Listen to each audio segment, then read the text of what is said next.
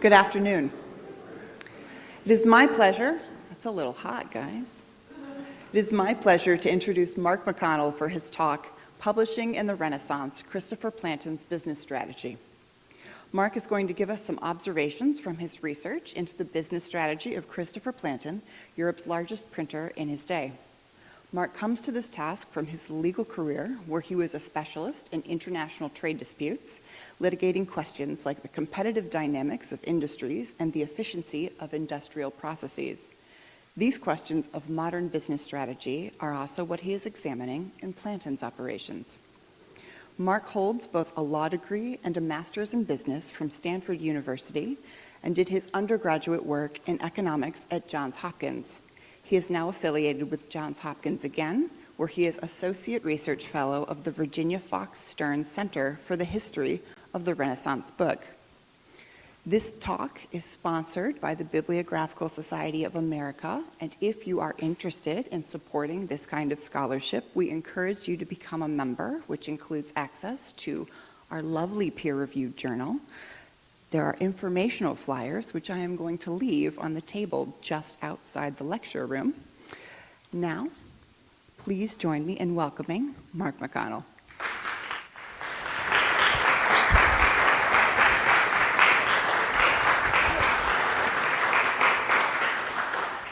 Well, thanks, everybody. This is actually a great turnout, so I really appreciate it. I know a lot of you have very busy days, and you're taking time out from that, so I hope I can make this worthwhile.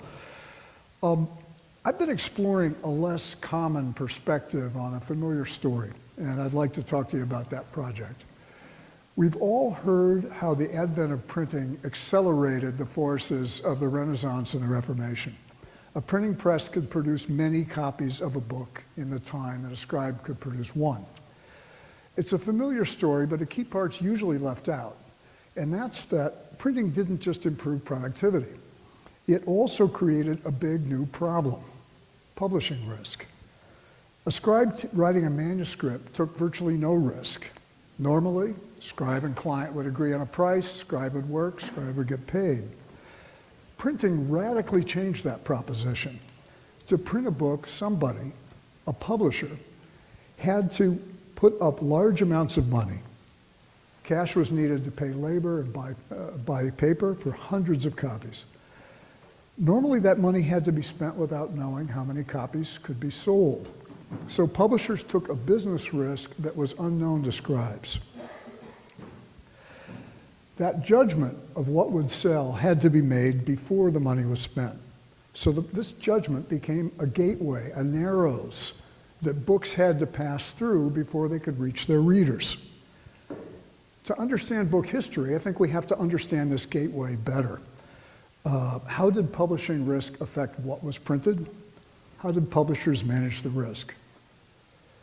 So I've been working with the records of Christophe Plantin, who is the greatest publisher, as you all know, of Antwerp's golden age. For a little under 4 years during the 1560s, Plantin kept detailed accounts of the costs he incurred in producing specific books. To my knowledge, these records are unique. I don't think we have records for any other early publisher that allocate production costs separately to each specific book produced. So they're a remarkable, maybe even miraculous survival. I'm compiling them into a computer database, and I'd like to describe that project. Let's look first at Plantin and the records he kept.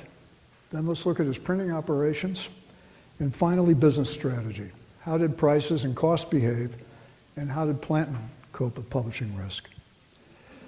This is a sophisticated audience. I mean, some of you are experts on early printing, but let me give a little background just so that everybody's on the same page. Who was Christophe Plantin? He was a Frenchman who left home in 1549 to try his fortune in Antwerp. He started printing in 1555. By 1563, his reputation was so good that he could enter a partnership with some of the wealthiest men in the Low Countries. The partners put up capital, and they demanded that Plantin keep accounts of his costs on a book-by-book basis. That's why we have the records. You could argue that 1563 was close to the peak of Antwerp's golden age. The city's population had trebled in the first part of the century. It was now one of the largest in Europe. It was Europe's financial center, probably its wealthiest city, probably its most important port, and it was the center for Northern Renaissance art. That meant that Plantin circulated among artists like Philips Gall, humanists like Hadrianus Junius, the cartographer Ortelius, and scientists like Dodoens and Clusius. He printed books or artworks by all of them. That said, the political outlook was not good. The Low Countries were Catholic and subject to Philip II of Spain. But Calvinist elements gathered force in the 1560s. In 1566, Peter Bruegel painted this. It's called the Sermon of St. John the Baptist, and if you look really hard, you can actually see the Baptist in the background. But what Bruegel was really painting was the hedge preachers, active in his own day in the fields outside Antwerp, Calvinists and non-conforming Catholics coming out into the open and holding services in the fields. And in 1566, the Calvinists launched a wave of iconoclasm across the Low Countries.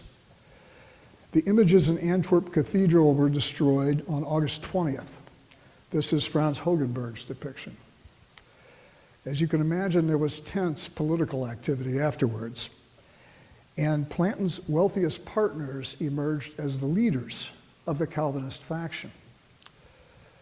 King Philip sent the Duke of Alba and a Spanish army to take control. Alba arrived in 1567 and began a violent crackdown. Plantin's partners had fled by that time, and the partnership was dissolved. Having partners no more, Plantin stopped keeping the detailed records. They end after about 3.5 years in 1567. So what do these records look like? This is the key volume. It's the cost ledger for 1563 to 67. It allocates individual costs to the specific books that Plantin printed. Let's look at one of them. This is De Oikonomia. It's a book by a Spanish theologian named Villavicencio, and very much of its era. The Low Countries were highly urbanized compared to the rest of Europe, and urban poverty was a problem. The city of Bruges enacted a relief program for the poor, but many in the church saw poor relief as the province of religious authorities. This book is a polemic accusing Bruges of encroaching on a church activity. Those of you who read Latin will find no shortage of salty language in it. A quiet priest, Villavicencio, was not. I chose it because production cost is about as close to average during this time period as I could find. On the right is the cost ledger page for the book. There are 5 entries in our book, all on one page. Let's look at it close up. The top part is labor costs. Plantin paid wages every 2 weeks, and for each pay period, the ledger notes the specific choirs that were printed. So let's look at the entry for October 6th and October 14th, those 2 weeks. 2 choirs, A and B, were produced the first week, choir C the second week. This payday cost Plantin 4 florins, 7 staufers. There are 20 staufers in a florin.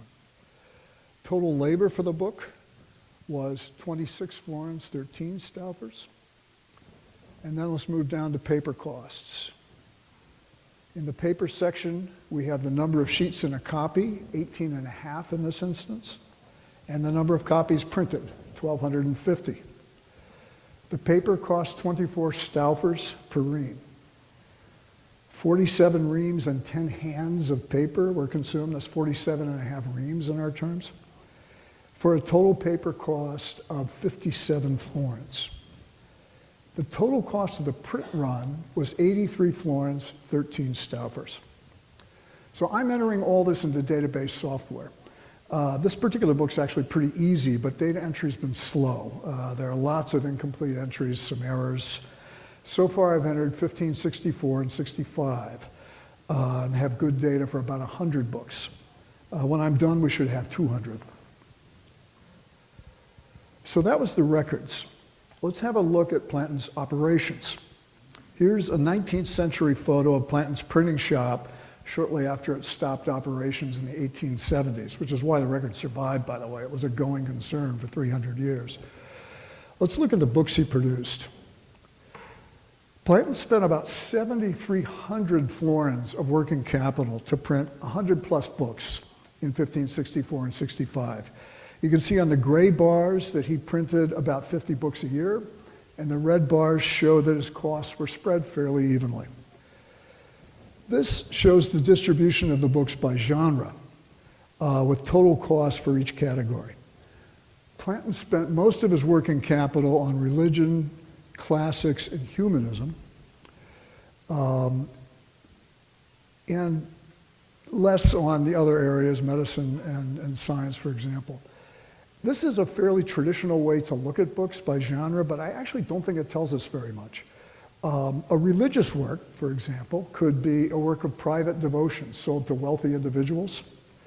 It could be a service book sold to churches, or it could be a work of theological importance sold to libraries and academics. I think it's more meaningful to focus on the markets, and that's probably how Plantin looked at the issue. So let's look at some other features. Language. We see that Latin books were by far the most common, followed distantly by French. But what this chart I think really shows us is that Plantin was focused on the well-educated Europe-wide market. He could sell Latin, Greek, or Hebrew, all three, anywhere in Europe to buyers who were competent in those languages. Retail price is another way to look at this. Here are books in price categories from 1 Stauffer or less on this end to 15 to 20 Stauffers on the high end. The gray bars are the number of books, and the red bars are the working capital. This chart tells us a lot. Look at the big bets that Plantin made in working capital on the high end of the market. All books were luxury goods, but 20 Stauffers was more than a full day's wage for a master mason working in Antwerp in the 1560s.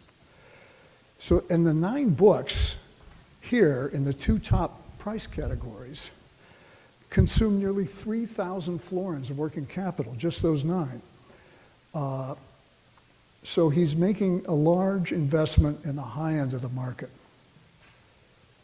Here's a sort from the cost side. We have books where the print run cost less than 100 florins and those where they cost more. 61 books cost less than 100 florins. De Oikonomia was one of them. 23 cost more. But those 23 cost Plantin more than 5,000 florins of working capital. In other words, he spent 2/3 of his working capital on just 1/4 of the titles. And here's where I think we're starting to see how Plantin directed his business. Luxury books were a strategic focus. The commitment of so much working capital tells us that. Looking into those books, the big bets at the high end could be called printing programs. They were frequently multiple book projects that offered production efficiencies or that could lever investment in illustrations. This includes the Latin Bibles of 1565, the Books of Hours, the emblem books of Sambucus and Hadrianus Junius. They all fall into this category. So one strategic focus was the high end of the market. But there's also a second very different pattern, and that's Plantin betting capital less, but betting it on popular sellers at low prices. These are Latin classics that were regularly issued by printers all over Europe, Virgil, Horace, Cicero, and also editions of popular writers. It starts to look like a second strategy. We can think of it as a price-driven turnover strategy. Sell faster and get the money back quickly. And I'll have more to say about strategy in a little while. So that's a look at what Plantin produced. What do the data say about his printing operations? I think there are really 3 key points. First, the printed sheet. A sheet that's come off the press, printed on both sides, ready to be assembled into a book, is the central metric. This one is an octavo, as you can see. and was printed by the Plantin Press in the 17th century. The printed sheet was the core of the business. Production lists state the number of sheets in the book. Market prices correlate well with the number of sheets. And the two principal costs, labor and paper, vary directly with the number of sheets. So this point is central to the analysis. And by the way, just to offer some context, Plantin printed more than 1.6 million sheets during the 2 years that we have in the database.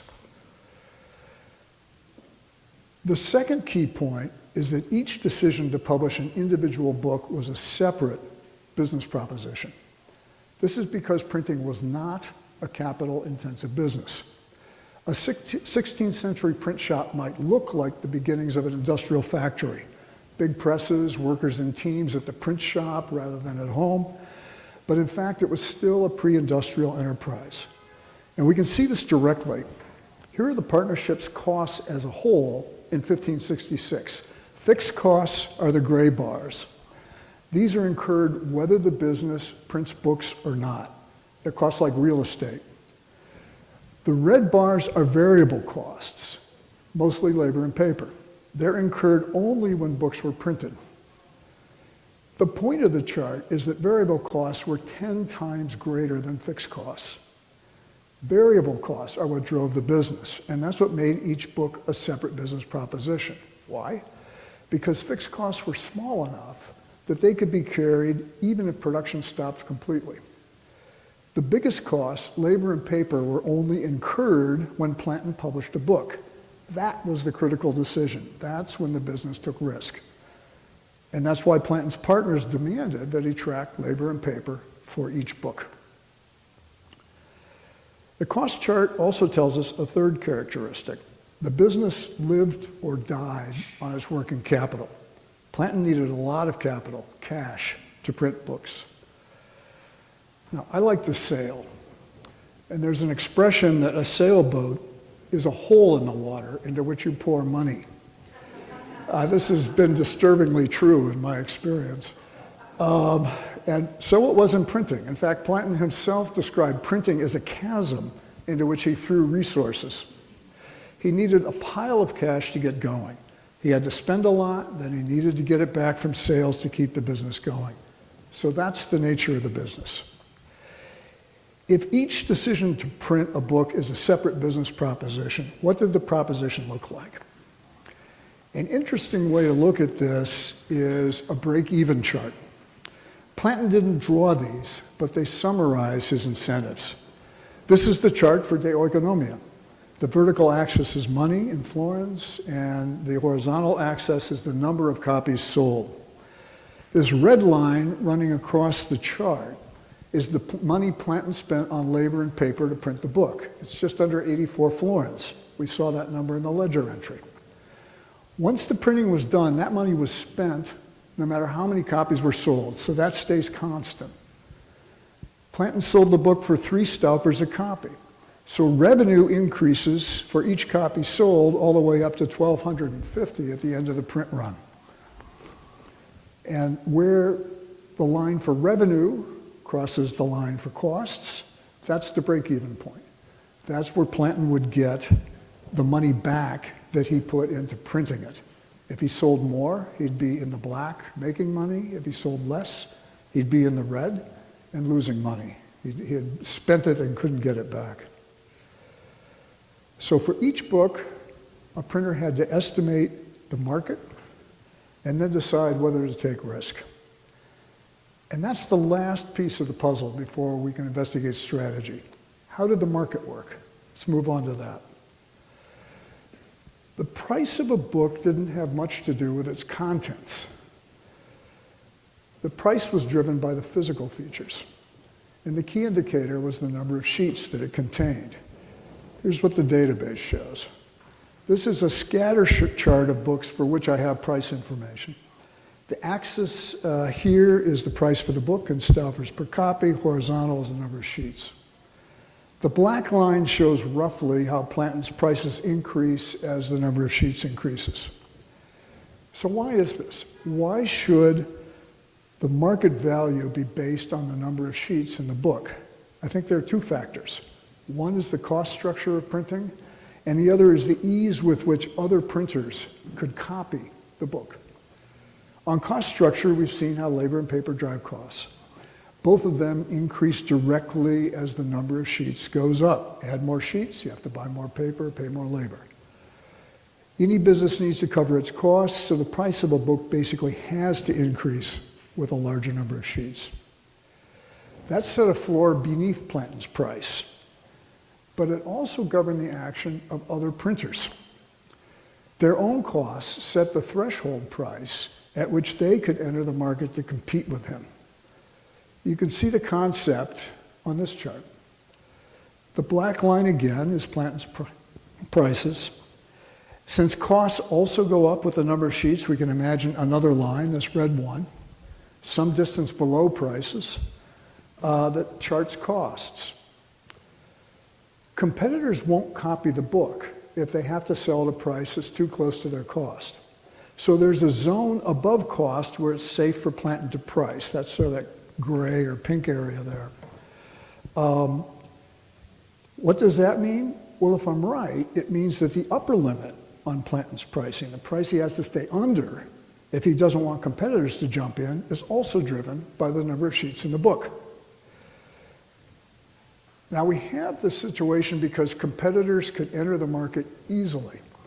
International copyright protection was 300 years in the future. In the Europe-wide market, there was nothing to stop a printer from buying a copy of a book, having his compositor set it, and printing it. Plantin himself did this many times. What kept competitors out was not the law, it was their own costs. They'd probably hold off if Plantin stayed close to a normal price per sheet in the pink zone, but if you went higher, they could print the same book and underprice him. So market discipline, the high boundary for Plantin's prices, was basically set by the number of sheets. Okay, let's take a step back. The number of sheets creates both a floor and a ceiling for Plantin's pricing. Price too low, they'll lose money. Price too high, competitors will jump in. This looks something like a modern commodity market, like oil or copper. High prices tend to bring more production into the market. So what incentive does that create? It probably was smart to be conservative in selecting titles. We might have a romantic, maybe modern sort of view of publishers competing to find a great new author. I think of the movie Genius, where Max Perkins took a risk with Tom Wolfe and published Look Homeward Angel. I don't know if that image is really true in modern times, but it seems pretty clear it was not true in Plantin's time. Even if he was lucky enough to find a hot title, another printer would just copy it. A business can take high risks only if those risks will earn high returns. And that would be really hard in this market. So it was reasonable to be conservative. Print works with known demand, price them in the normal range. A steady turnover of books, not looking for big returns on a hot book, was a sensible strategy. That said, I don't want to overstate it. I mean, the competitors also took risks, including getting into the market too late. And Plantin did invest money in new titles. Our average book, De Oikonomia, is one of them. But I suspect that the broader incentive was to be conservative and to anticipate competition. So, after all these charts, where are we? We've seen the focus on the Europe-wide market and bets on the high end of the price range. We've seen that variable costs are driving production, and that each book was a separate business proposition. And we've looked at the market where it's difficult to sustain high prices.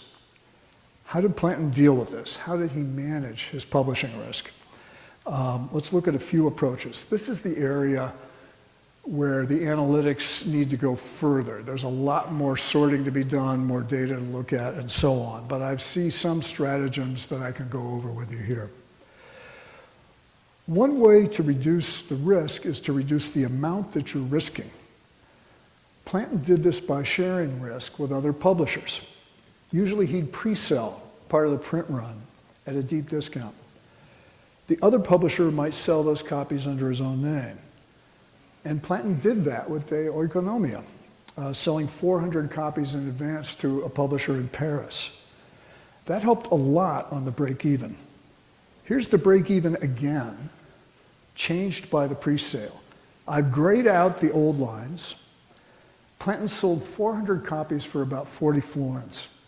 That brought his amount at risk down to about 45 florins here from the 83 plus that he had. That's the new amount now that he has at risk. And it left him with 850 copies, cutting off the last 400 on the chart. And it cut his break even to 300. So for a book with uncertain demand, and this was a new title with an unknown market, this was one way to reduce risk. Based on the data so far, it looks like Plantin entered arrangements like this for about 1/5 of the titles that he published. Okay, another approach would be to focus on the low price, faster sellers. Plantin also did this. He issued far more 16-mos than other printers at his time frame. This chart looks at the 2 years, 1564 and 65, and the formats, both in the market as a whole, taken from the USTC, and those of you who are familiar know the data are a little bit iffy, but it's probably, for what we're doing here, okay. And the red bars are Plantin's own production. So you can see that Plantin shied away from the big ticket folios and quartos that were actually a quite significant part of the market in his day. Instead, he went small. The market as a whole was 6% 16-mos. For Plantin's production, it was 39%. He sold particularly in 16-mo classics and popular authors at low prices. But let's finish by looking at a third approach. The market sets a price ceiling, but a publisher can earn more if he reduces costs. There are some interesting examples of this in the higher end investments that I flagged at the start. So let me show you the Latin Bibles of 1565 and the emblem book of Hadrianus Junius.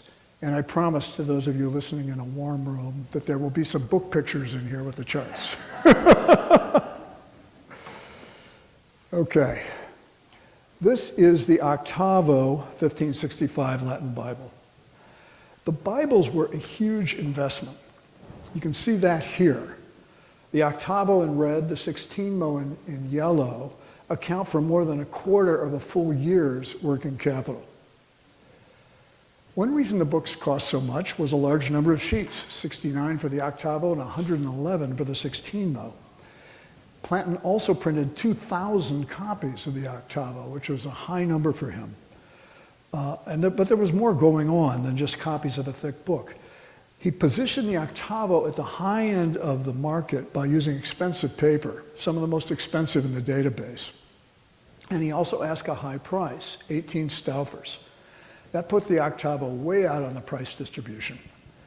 It's one of the 3 highest prices in our data. So how does all this look on a break-even chart? The Octavo, frankly, is not exciting. Plantin would break even if he sold about half the copies. At best, this was an ordinary opportunity. But is it good risk management? He bet 900 florins on this book. That's a huge investment for a proposition that's just ordinary. And he had to sell 1,000 copies at a very high price just to get his money back. Why was he willing to do this? Here's where we see Plantin getting creative. He didn't just print the Octavo. He also printed the 16-mo Bible, and he printed the 2 books at the same time. Here's the cost ledger. Top is the Octavo, the bottom is the 16-mo. Here's a close-up. Look at the dates. Printing on the Octavo started on July 1st, 1564. Printing on the 16-mo started about a week later on July 9th.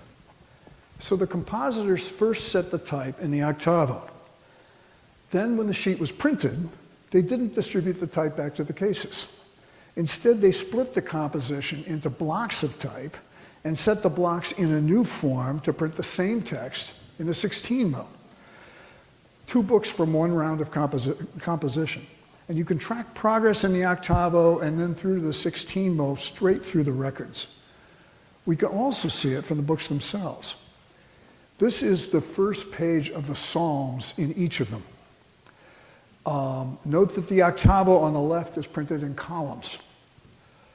Here's a close-up with the octavo on top. The main text is identical.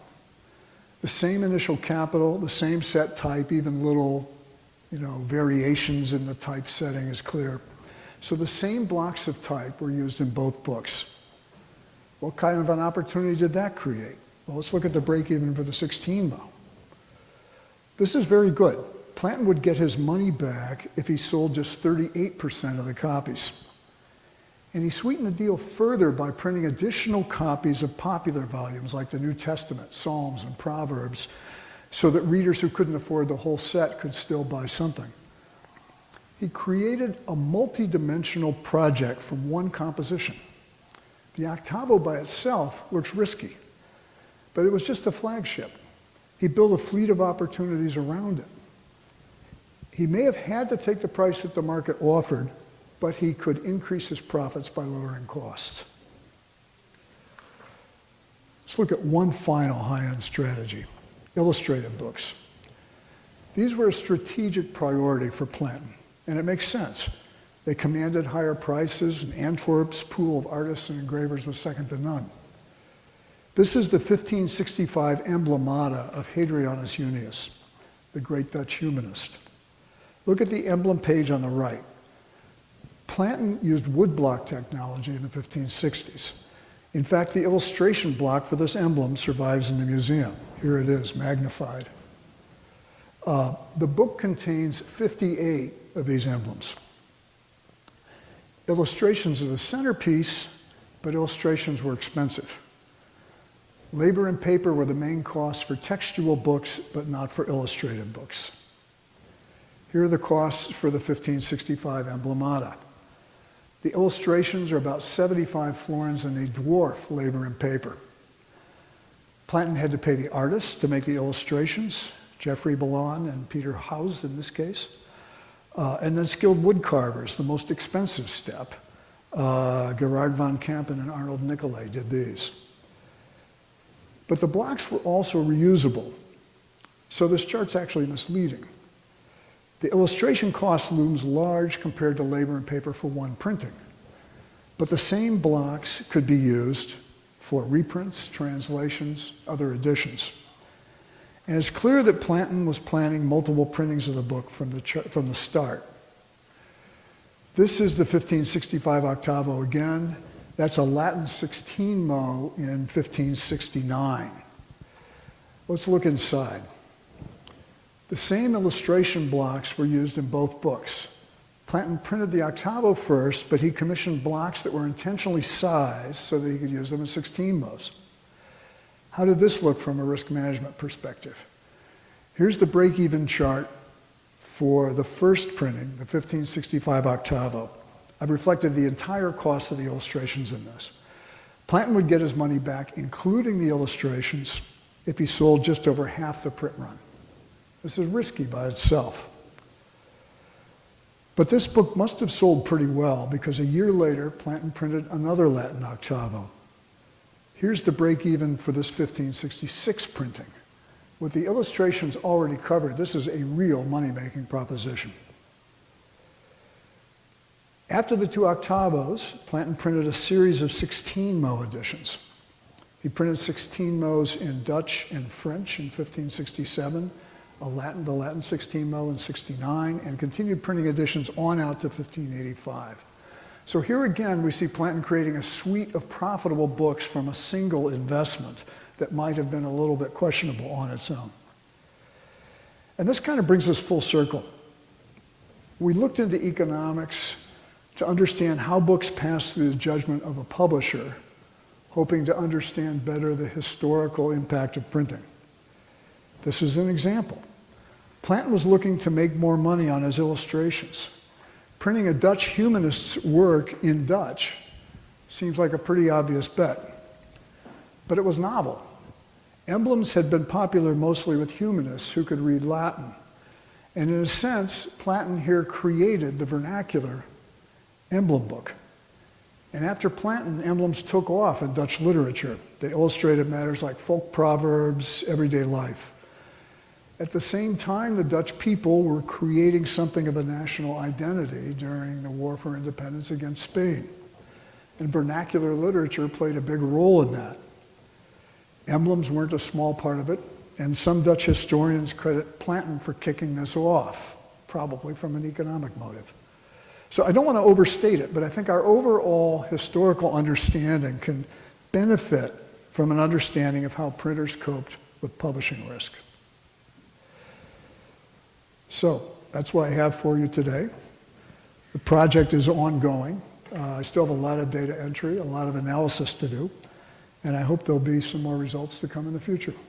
So thanks for taking the time. I appreciate it.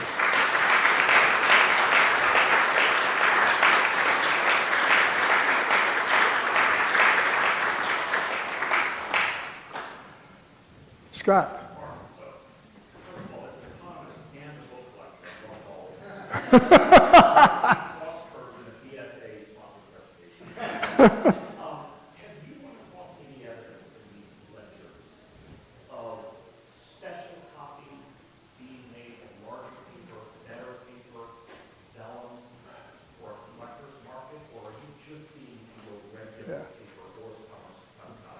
Yeah, there's certainly, I haven't run across evidence in the ledgers, and particularly not in this time frame. This was fairly early in Plantin's career. That is certainly well documented that he produced special copies, particularly for patrons like Cardinal Granvelle and some of them. Whether he did it for a collector's market, I've not seen anything to that indication, but it's possible. I mean, I'm very interested in why he shelled out so much money for that paper for the 65 Bible. And I haven't got a good answer for that yet, other than trying to make a statement.